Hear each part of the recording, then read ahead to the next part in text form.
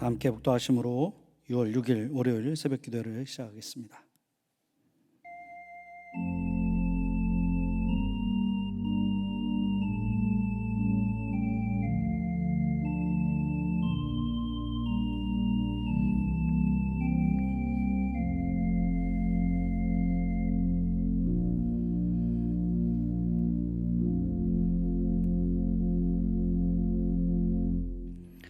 하나님 감사합니다. 오늘 하루도 허락하여 주시고 주님께 예배하며 기도의 자리로 불러주셔서 감사합니다. 하나님께서 레위기 말씀을 통하여 우리에게 제사의 중요성에 대해서 알려주시고 계속해서 참 예배 하나님께 나아가는 백성들의 삶이 어떠해야 되는지 알려주시니 감사합니다. 오늘도 말씀을 통하여 교훈하여 주시고 그 말씀을 가지고 기도하게 하시고 말씀을 가지고 오늘도 결단하며 주님 앞에 더 가까이 나아갈 수 있는 우리 모두가 되도록 인도하여 주시옵소서. 오늘도 주님의 기쁨이 되기를 간절히 원하며 그러기 위해 오늘도 믿음으로 주님 앞에 나아가오니 우리의 심령에 은혜를 더하여 주시고 갈급한 영혼에게 만나 주시고 살아계심을 드러내 주시기를 간절히 소원하며 원합니다. 이 예배의 시종을 주께 의탁드리며 우리 주 예수 그리스도의 이름으로 간절히 기도합니다. 아멘. 다 같이 찬송가 259장 함께 부르시겠습니다.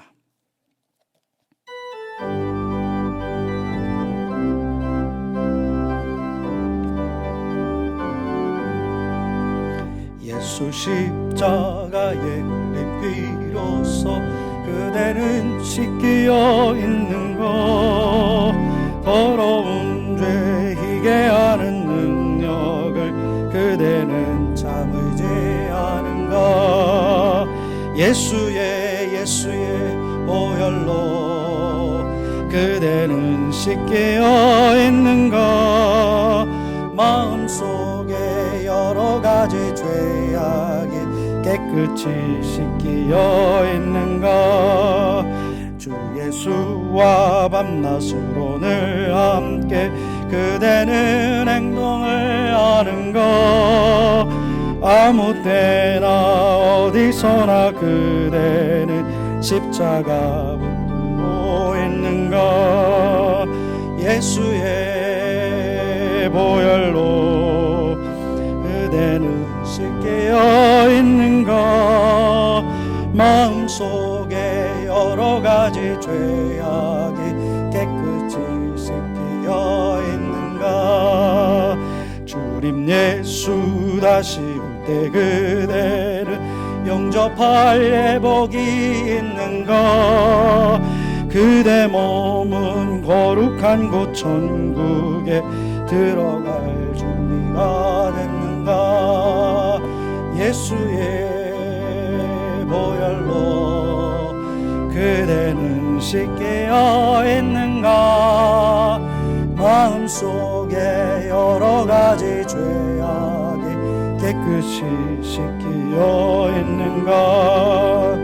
모든 죄에 더러워진 예복을 주 앞에 지금 다 벗어서 샘물같이 솟아나는 보혈로 눈보다 더 희게 씻으라. 예수의 보혈로 그대는 씻기어 있는가.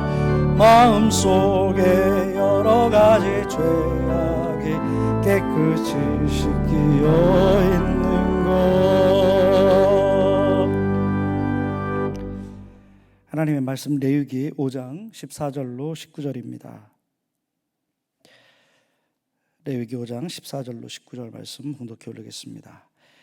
여호와께서 모세에게 말씀하여 이르시되 누구든지 여호와의 성물에 대하여 부지 중에 범죄하였으면 여호와께 속건제를 드리되 네가 진정한 가치를 따라 성소의 세겔로 몇 세겔 은에 상당한 흠없는 수량을 양떼 중에서 끌어다가 속건제로 드려서 성물에 대한 잘못을 보상하되 그것의 5분의 1을 더하여 제사장에게 줄 것이요 제사장은 그 속건제의 수량으로 그를 위하여 속죄한즉 그가 사함을 받으리라. 만일 누구든지 여호와의 계명 중 하나를 부지 중에 범하여도 허물이라 벌을 당할 것이니 그는 내가 지정한 가치대로 양떼 중 흠 없는 수량을 속건제물로 제사장에게 가져갈 것이요 제사장은 그가 부지 중에 범죄한 허물을 위하여 속죄한즉 그가 사함을 받으리라. 이는 속건제니 그가 여호와 앞에 참으로 잘못을 저질렀음이니라. 하나님의 말씀입니다. 계속해서 우리가 레위기 말씀을 보고 있는데 많은 분들이 레위기 말씀을 어려워합니다. 성경 통독을 작심하고 이제 창세기부터 이렇게 막 시작하죠. 보통 창세기, 출애굽기 이렇게 재밌게 읽어 나갑니다. 이야기로 구성되어 있어서 쉽게 읽히죠. 이해도 잘 되고. 그런데 이제 그걸 지나서 레위기로 들어가면 어려워집니다. 이해하기가 중심이 아니죠. 율법에 대해서 나오고 뭐 성막을 출애굽께서 주신 것에 대해서 더 구체적으로 나오고 또 제사에 대해서 절기에 대해서 막 이렇게 나오다 보니까 참 어렵다. 그래서 성경 통독하다가 레위기에서 멈춘 경우가 참 많다라는 고백들을 심심치 않게 듣게 됩니다. 이렇게 이스라엘 율법과 제사에 관련돼서 길게 이렇게 설명을 해주고 있으니까 참 이해하기가 어렵다. 사실입니다. 그리고 지금 우리의 일상생활에 그렇게 연관이 없어 보여서 더더욱 어렵게 다가오는 것이 레위기 말씀이죠. 자, 이해하기 어렵다는 이유로 레위기를 그냥 지나쳐 갈 때가 참 많이 있는데 레위기가 그럼 중요하지 않을 수도 있나? 그렇지 않습니다. 사실 레위기는요 상당히 중요한 성경 전체에서 참 이 중심이 되는 이 메시지를 담고 있다. 그래서 아주 다 중요하지만 레위기가 아주 특별히 중요한 그런 성경 본문이다. 이렇게 말씀드려도 틀리지 않을 것입니다. 성경 전체에 흐르고 있는 그런 것들의 이 뼈대 뿌리가 되는 것이 바로 레위기다라고 말씀드릴 수 있습니다. 자, 우리는 예수 그리스도를 대제사장이다라고 그렇게 고백을 하죠. 예수님께서 대제사장이다.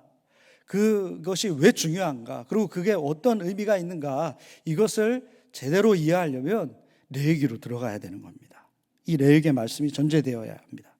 그리고 도대체 왜 다니엘과 그의 친구들은 바벨론으로 포로로 끌려왔을 때 왕의 재물을 먹지 않았는가?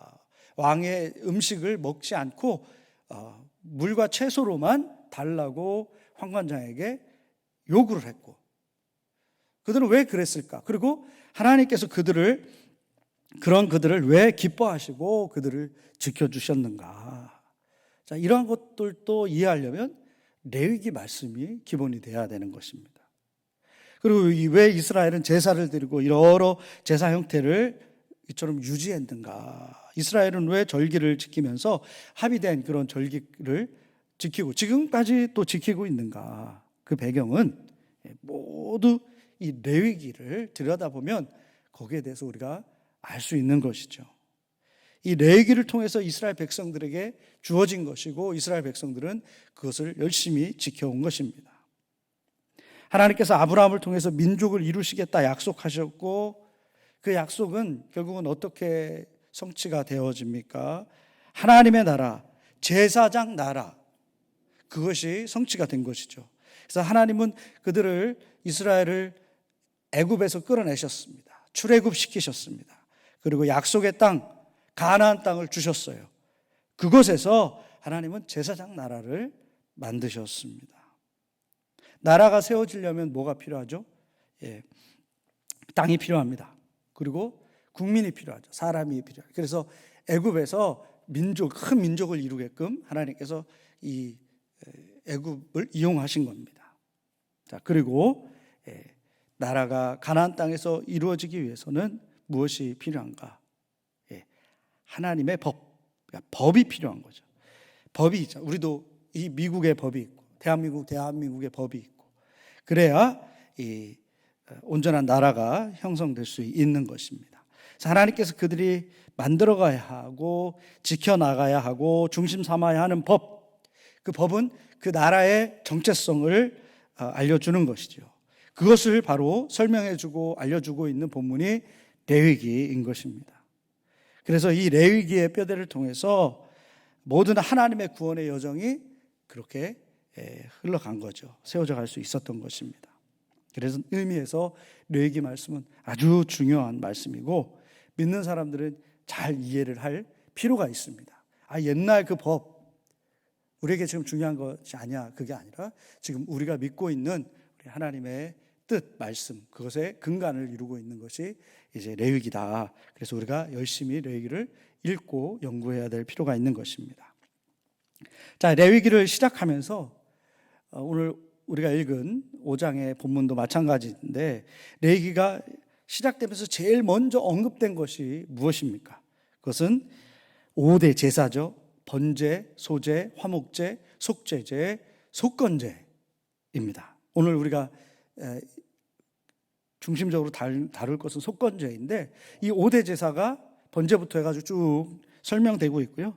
레위기 1장부터 16장까지 이 5대 제사에 대해서 아주 구체적으로 설명해주고 있는 것입니다. 한 나라의 법을 세워가는데 제일 먼저 강조하고 있는 것이 바로 제사다.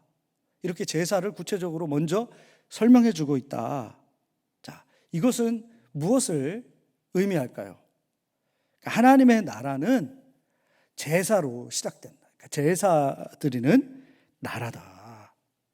제사장 나라, 제사장이 중심이 돼서 제사를 드리는 거잖아요.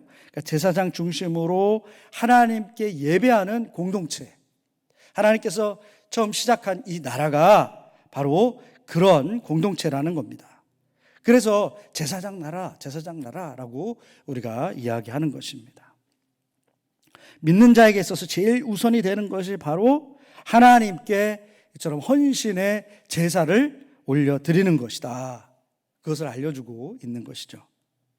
지금 우리는 동물 제사를 드리지 않습니다. 예수님께서 희생 제물이 되셨기 때문에 단번에 제사를 드리셨고 그것이 십자가의 공로로 지금도 유효하기 때문에 우리는 대신 제사가 아닌 예배를 올려드리고 있습니다.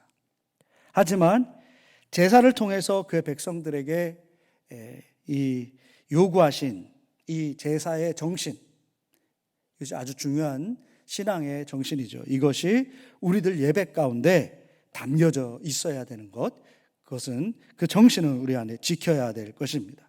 그런 의미에서 레위기의 제사법이 오늘날 우리에게 어떤 의미를 주고 있는지, 그것이 우리에게 어떻게 적용되어야 될 것인지 한번 살펴보고 은혜를 나누는 것, 이것이 오늘 말씀의 중요한 방향이 되겠습니다. 오늘 말씀은 5가지 제사 중에서 속건제에 대한 말씀을 주고 있죠.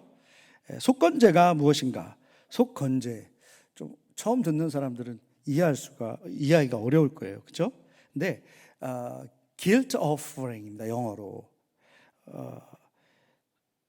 이 속건제에 대한 레위기 말씀은 5장 14절부터 오늘 우리가 읽은 14절부터 6장 7절까지 이렇게 좀 나오고 있는데요. 오늘 우리가 읽은 본문 5장의 14절부터의 말씀은 하나님에 대해서 잘못한 것에 대한 속건제를 얘기하고 있고 6장으로 넘어가서 7절까지는 이웃에게 범죄했을 때 드리는 속건제에 대해서 말씀해주고 있습니다. 오늘 저는 이 2가지를 다 다룰 텐데요. 자, 속건제는 하나님의 이 성물에 대해서 잘못을 하였거나 하나님의 규례를 어겼거나, 이게 이제 오늘 우리가 읽은 본문에서 나오는 거죠. 그럴 때 드려야 되고, 또 사람에게 해를 끼쳤을 때 그 죄를 속죄하기 위해서 드리는 제사를 속건제라 하는 겁니다. 히브리어로 아샴이라고 하고 그 뜻은 죄과 과오, 범과 이런 것에 대한 배상의 뜻을 담고 있습니다. 그런데 죄를 사하기 위해서 제사를 드린다. 속죄제, 앞서 다룬 속죄제가 그런 기능이 있잖아요. 그런데 속건제와 속죄제가 어떤 면에서 다른가? 이 죄를 사함 받는다라는 것에서는 같지만 속건제는 속죄제에 비해서 하나님께 죄를 사함 받기 위해서 제물을 드려서 제사를 드리는 것과 더불어서 배상을 해야 한다라는 것이 추가가 됩니다. 15절 말씀에 속건제에 들어갈 배상에 대해서 말씀하고 있죠. 그리고 6장 5절에도 이웃에 대한 속건제를 드릴 때 배상해야 된다. 얼마나 더 배상해야 되는가. 잘못한 것에 대해서 지정한 가치를 따라서 성소세계를 정합니다. 그리고 그 값에 이제 해당하는 은이라고 얘기하고 있죠. 해당하는 그 은을 드림으로 수량을 드리는 거예요. 그래서 수량을 마련해서 제사를 드립니다. 그리고 그 값에 5분의 1을 더하는 겁니다. 그것으로 배상을 해야 됩니다. 성소세겔로 계산해야 된다라고 말씀하고 있는데 주석을 보니까 성소의 세겔이 이제 단위잖아요. 그 화폐의 단위인데 시장에서 사람들이 흔히 쓰는 세겔보다 더 비쌌다고 합니다. 그러니까 성소세겔로 비싼 세겔로 그렇게 또 배상해야 된다. 그래서 속건제에 대해서는 내가 잘못한 것에 대해서 이 속죄를 하지만 그것에 더한 배상을 해야 된다라는 그런 요구가 담겨져 있는 것이죠. 자, 속건제를 드리게 하신 목적은 무엇일까요? 하나님과 사람 앞에서 정직하고 관계 안에서 죄를 지으면 안 된다라는 것을 말씀해 주고 있는 것입니다. 속건제는 율법으로 사람을 옭아매려고 주신 것이 아니라 철저하게 살아라. 죄를 온전히 버리고 순결하고 정직하고 거룩한 삶을 지향해라 라는 것을 알려주고 있는 것입니다. 하나님께서 얼마나 믿는 자들이 바르게 살아야 하는지 속건제는 잘 보여주고 있습니다. 뭐라고 말씀하냐면 15절에 여호와의 성물에 대하여 부지 중에 범죄하였으면 여호와께 속건제를 드리되. 부지 중에가 뭐예요? 내가 알지 못하던 중에 하던 죄라도 17절에도 만일 누구든지 여호와의 계명 중 하나를 부지 중에 범하여도 허물이라 벌을 당할 것이니. 부지 중에 했다고 해서 괜찮다 이게 아닌 거예요. 허물이라 벌을 당할 것이다. 이렇게 말씀하죠. 책임을 묻겠다라는 겁니다. 알지 못했다, 핑계하지 못하는 것이죠. 하나님의 성물에 대해서, 성물이 뭔가요? 하나님을 예배하고 하나님의 전을 위해서 드려진 물건이죠. 교회 안에 이 하나님의 전으로 우리가 고백하고 하나님을 예배하는 이 모든 것들, 여기에 있는 모든 것들이 다 성물이 되는 것입니다. 집에 있는 것이다. 내가 집에서 생활하려고 쓰는 물건, 그건 내 마음대로 필요할 때마다 막 쓸 수 있죠. 버리고 싶으면 버려도 되고, 그렇죠? 그런데 성물은 다르다. 똑같은 물건이라도 하나님의 전을 위해서 구별되어서 드린 것이라면 그 성물이 된다. 그래서 조심스럽게 또 거룩하게 사용해야 한다는 것이죠. 자, 우리가 이제 우리 뉴저지 연합교회는 풍성한 교회예요, 그렇죠? 여러 교회를 경험했지만 우리 교회처럼 이렇게 풍성한 교회가 많지 않습니다. 그러다 보면 많은 물건들이 막 이렇게 있죠. 그러면 그것을 내 것처럼 조심하지 않고 사용하거나 사사로운 일을 위해서 사용한다. 그럼 성물을 잘못 사용하는 것이죠. 교회 것을 내 것처럼 사용하고, 참 부끄러운 얘기지만 사무실에 보면 어떤 물건들이 없어져요. 그런 경우가 있어요. 어떤 큰 거는 아니라서 큰 문제가 일어난 적은 없지만 조그만 것들이 막 없어지고, 또 때로는 그 부엌의 물건도 없어지고, 그러니까 누군가 가져갔다는 거죠. 그것처럼 교회 것을 하나님의 일을 위해서 우리가 구입했거나 도네이션 했거나 해서 구별된 것을 내 것처럼 막 가져가고 낭비하고 하면 속건제를 드려야 하는 그 대상이 되는 것입니다. 그것에 따라서 더 배상해야 된다라는 것이 하나님께서 이스라엘 백성, 하나님의 나라를 시작하면서, 이 제사장 나라를 시작하면서 주신 그런 말씀이다. 얼마나 중요한 것인지 우리 알 수 있는 것이죠. 그래서 아주 철저하게 우리가 관리해야 된다. 된다라는 교훈을 얻습니다. 또 우리는 이런 교훈을 얻어요. 이웃에게 행한 부도덕도 하나님께 대한 범죄이다. 이웃의 물건, 이제 6장에 가면 그 나옵니다. 이웃의 물건을 도둑질했다, 죄죠. 그죠? 그리고 거짓으로 이익을 취했다, 내 이익을 위해서 거짓으로 그렇게 이웃을 이용했다. 그럼 그게 다 죄가 되는 겁니다. 속건죄를 드려야 되는 겁니다. 근데 그럼 이건 어때요? 길을 가다가 남의 물건이에요. 내 거 아니었는데 뭔가 좋은 것을 주었어요. 그래서 내 것으로 삼았다면 어떻게 될까요? 그것도 죄에 해당합니다. 속건죄를 드려야 된다라고 레위기 말씀은 주고 있습니다. 얼마 전에 제 아내가 기프트 카드를 잃어버렸습니다. 그러니까 은행에서 발행하는 거 있죠. 누구든 크레딧 카드처럼 쓸 수 있는 카드를 장 보려고 가져갔다가 어떻게 가져간 건 분명한데 간 곳이 시장밖에 없는데 마트에 갔는데 계산하려고 보니까 없어진 거예요. 뭔가 이렇게 꺼내다가 분실된 모양입니다. 그런데 아무리 찾아보고 또 그 다음 날까지 기다려보고 커스터머 서비스에 전화해보고 막 무진 노력을 했지만 그것을 찾지 못했습니다.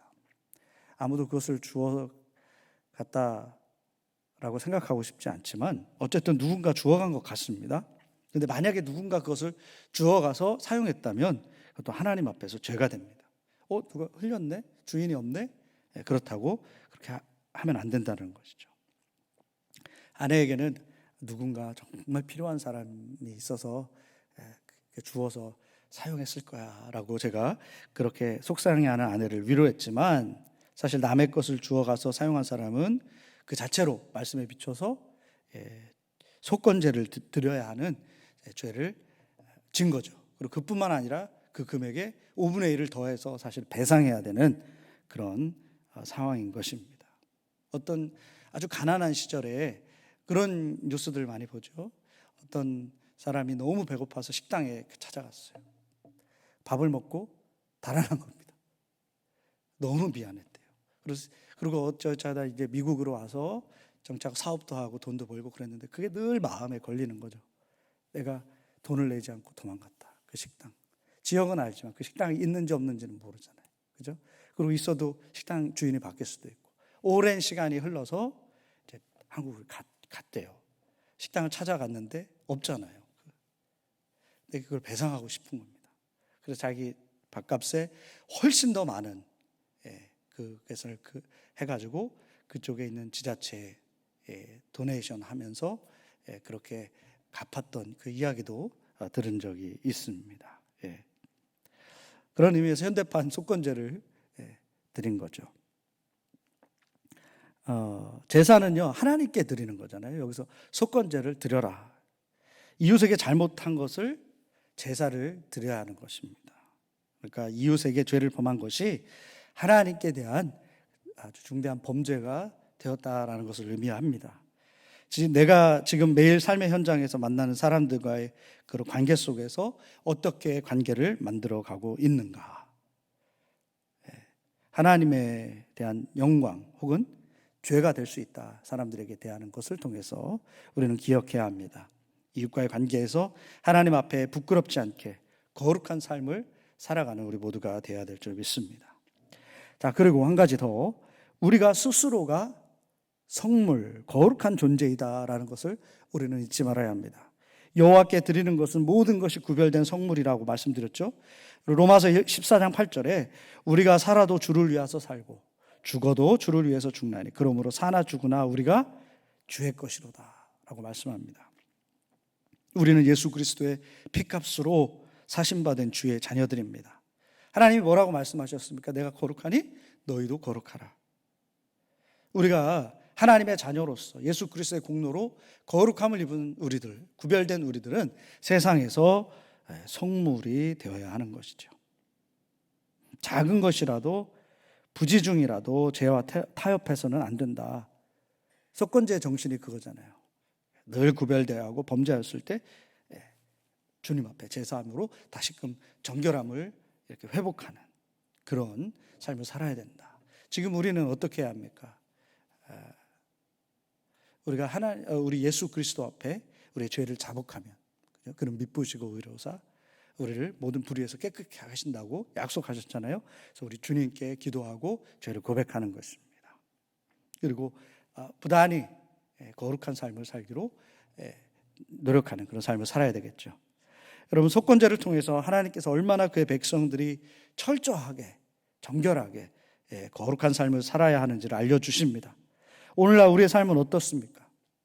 혹시 죄를 가볍게 여기고 있지는 않는가요? 세상 사람들이 그렇잖아요. 이익을 위해서 남들 속이고 그것을 아무렇지도 않게 자기 능력으로 그렇게 생각해버리는 그런 세속적인 관점이 우리 안에 있지는 않습니까? 그래서 죄에 타협하는 삶을 살고 있지는 않습니까? 비즈니스 하시는 분들, 어쨌든 경제적인 이익을 추구해야 되는 우리의 삶을 살다 보니까 이런 타협하는, 세상의 풍조에 타협하는 그런 삶을 살 가능성이 너무나 많죠. 철저하게 이 속건제의 정신을 우리가 기억하기를 원합니다. 속건제가 오늘날 우리에게 주시는 요구는 하나님과 이웃과의 관계에서 철저하게 구별되어라, 하나님의 뜻을 이루라, 사사로운 죄도 걷어내고 거룩해져라 입니다.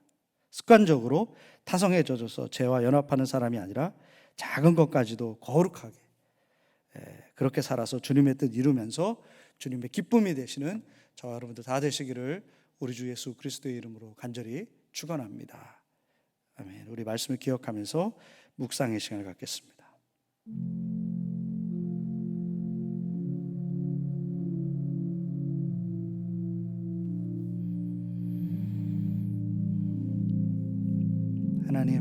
하나님과 또 이웃들 앞에서 구별되는 거룩한 삶을 살 수 있도록 인도하여 주시옵소서.